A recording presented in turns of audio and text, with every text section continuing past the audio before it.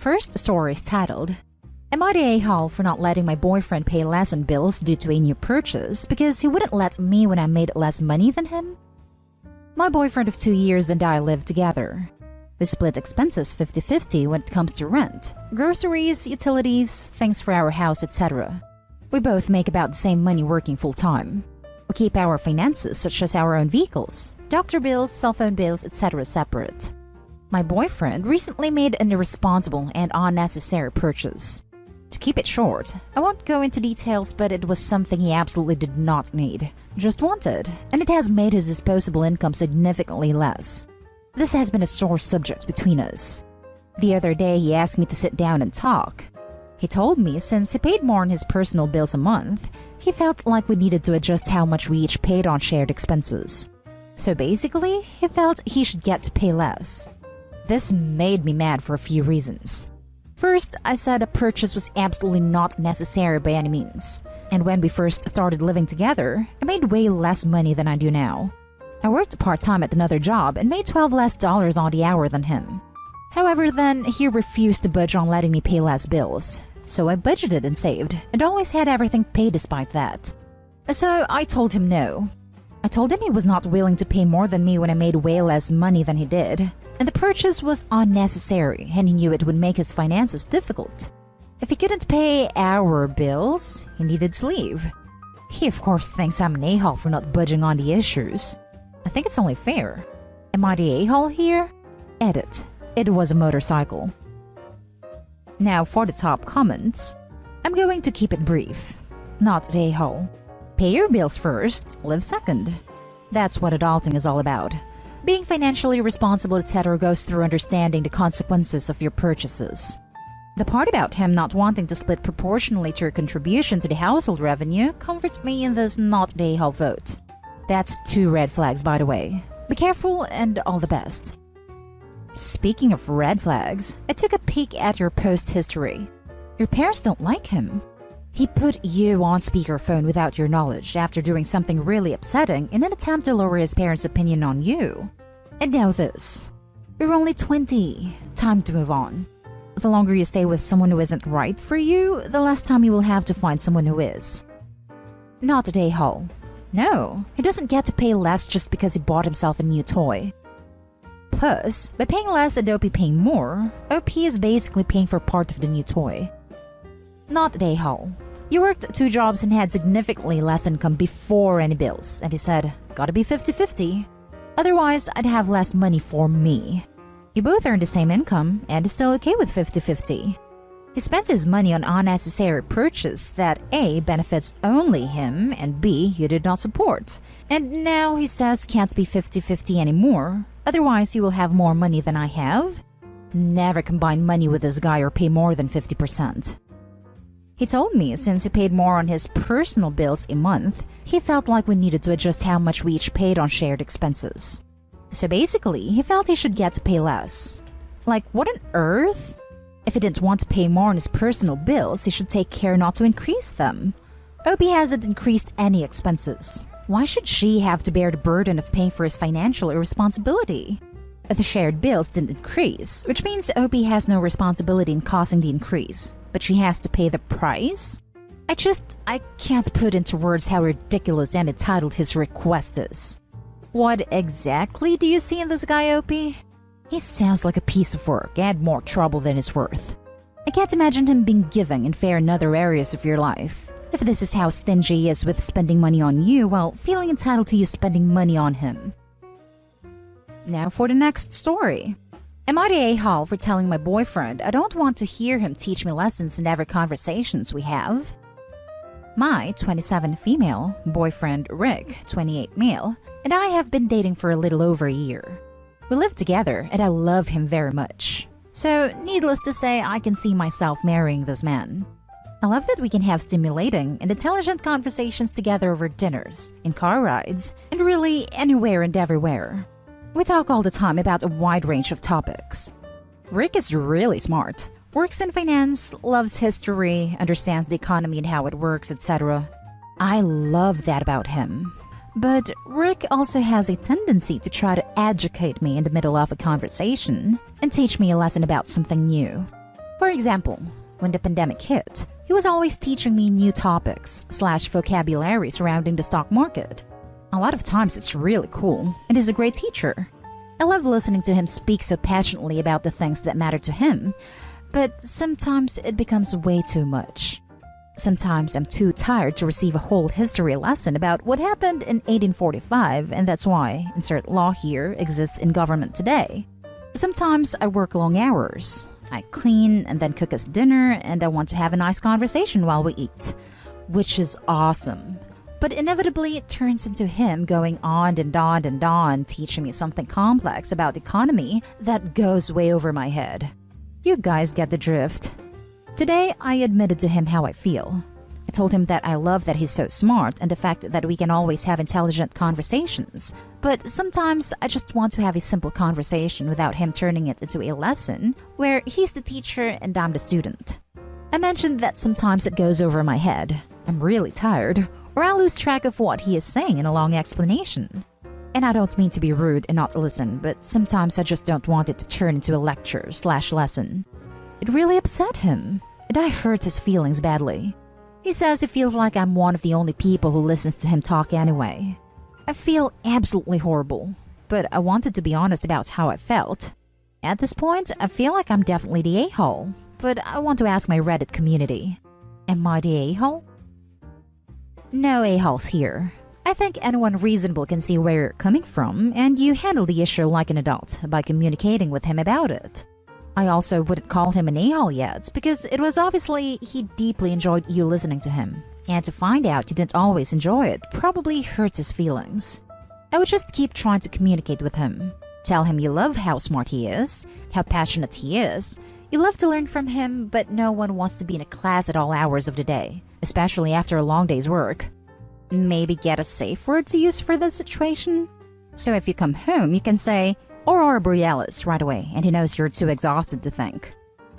From what you said, you like listening to him talk to a certain extent. But if he talks too frequently and for too long, it can lose the initial interest and border on rambling.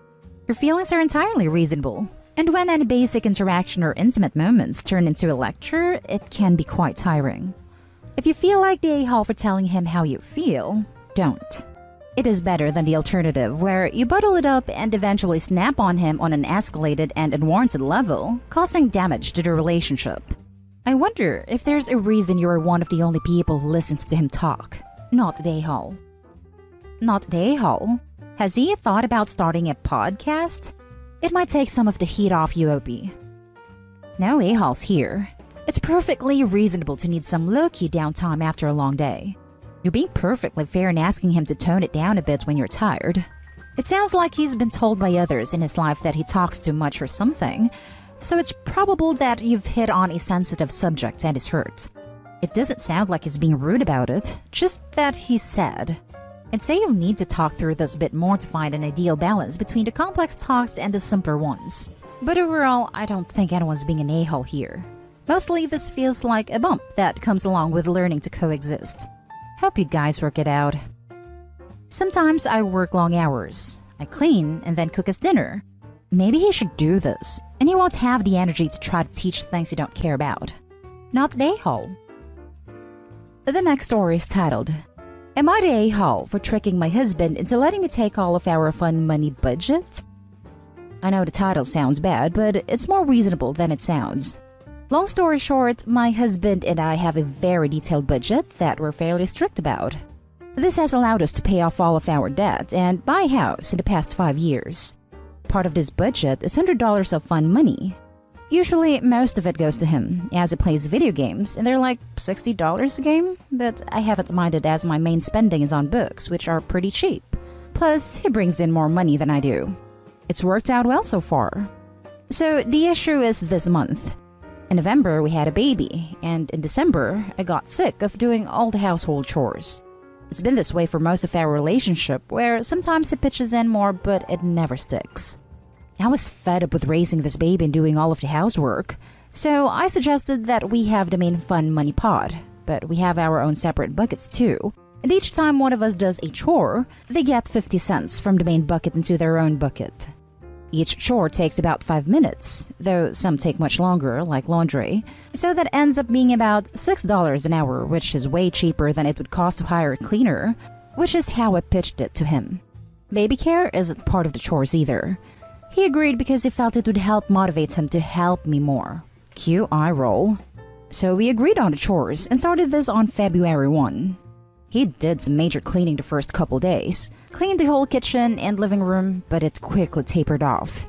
All in all, he's made about $7. Meanwhile, I've gotten the rest of the fun money pot. He hasn't cleaned anything in almost 2 weeks, so he hasn't noticed. Well, today he wanted to buy a game and realized there was no money left as joint fund money. He asked me to give him some of mine, and I said no. He blew up on me that I knew that I was going to get all of our fun money, which is true, and that I was just being a petty a-hole and just keeping money I normally wouldn't have spent anyway just to prove a point. And again, that's true. After sitting on it for a couple days, I'm starting to feel kind of bad. I basically trapped him, and I knew this would happen, but I couldn't think of any other way to motivate him to help out. But that doesn't make it right, I suppose. Am I the a-hole? Now for the top comments. It only worked because he was contributing way less than you.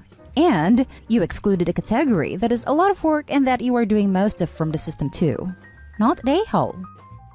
Yup, not the a-hole. He did 7% of the labor, so $7 is his reward for parenting and being an equal partner living in a home. You didn't trick him. He failed to see the value in upkeeping and maintaining his own home.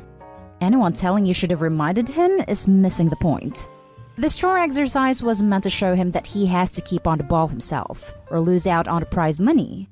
It is his fault for not remembering to do chores. Sounds like you have 2 kids in your home. One sounds like a teen, grumpy over his allowance money. Also, reminding him and having to manage the chores, keeping track, do we have what we need, did everything get done, etc., is just another kind of work, the mental load. Here's a comic by Emma that also covers the topic. Maybe one of them will help him understand that making a system where OP has to remind him to do things just makes even more work for her. Not the a-hole. Lol, not the a-hole. Equal pay for equal work. Not the a-hole. The fact he's been taking the majority of it every month all this time alone isn't fair to you, even if you were both doing equal work. He buys a new $60 game every month? Damn, I'm a gamer, and even I think that's ridiculous. Maybe set him up a GameFly account? Less than half of what he's spending, and he can take out 1 or 2 games a month to play through, then return. I'm guessing he plays through them, and they just sit on the shelf afterwards anyway? Maybe if he pulls his weight at home, he wouldn't have the time to be going through video games so fast. Now for the last story. Am I the a-hole for making mother-in-law's boyfriend tier 2 at our wedding? So, we got married recently and it had to be super low budget. Honestly, my feelings were a little hurt because when my husband's older sister got married a year ago, mother-in-law and father-in-law, divorced, went all out. But they're against us getting married because of our ages, both 20, not being done with school, so they did not offer to help. My parents chipped in what they could, but like I said, it was super low budget. Mother-in-law lives about 2 hours away and we don't see her that much. She has been dating Chris for 9 months, but we never met him. She wanted to bring him to the wedding, which was fine, but to save money, we had tier 1 and tier 2. If you were in tier 1, you could pick from an Italian sausage, a steak, a hot dog, or a burger for dinner. If you were tier 2, it was just a burger or hot dog, and there was only enough cake for tier 1. Mother-in-law and Chris ended up to get food, and my cousin who was grilling asked what they wanted. No one told them about the tiers, so Chris asked for steak. My husband overheard and explained the tiers. Only family and a couple best friends were tier 1. Chris was laughing, but said it was okay, but mother-in-law made a big deal. She called us rude and tacky 3 times. My husband told her to stop causing a scene, and Chris said it was really okay, but she was clearly pissy. Mother-in-law texted us the next morning that our party was embarrassing and that we are tacky. Most of the people seemed to get that we were saving money, and I didn't have any complaints. Father-in-law and sister-in-law agree with mother-in-law though, and said we were bad hosts. You're the a-hole for having tiered food like that at your wedding. Seriously? So disrespectful to anyone in tier 2? Yikes. At least their friends and family know where they stand with the newlyweds now. One of the nastiest and tackiest things I've ever heard of at a wedding. You're young. Your older self will wonder what in the world you were thinking. This just isn't done. Cringe-worthy. This kind of decision-making ability is exactly why you should get married at 20. That's what I was thinking. I just feel like they should have held off their wedding. I mean, don't have one if you can't afford it, but I didn't want to say that. No offense. You're the a-hole. You cannot treat guests like second-class citizens. Just do burgers and hot dogs for everyone if your budget's too low to offer everyone premium food. And cake. Everyone deserves cake at a wedding. And that's the end of this video, folks. As always, leave a comment and hit like and subscribe. And if you want more of this content, turn your notification on to get updated on the latest videos. And I'll catch you in the next one. Stay safe.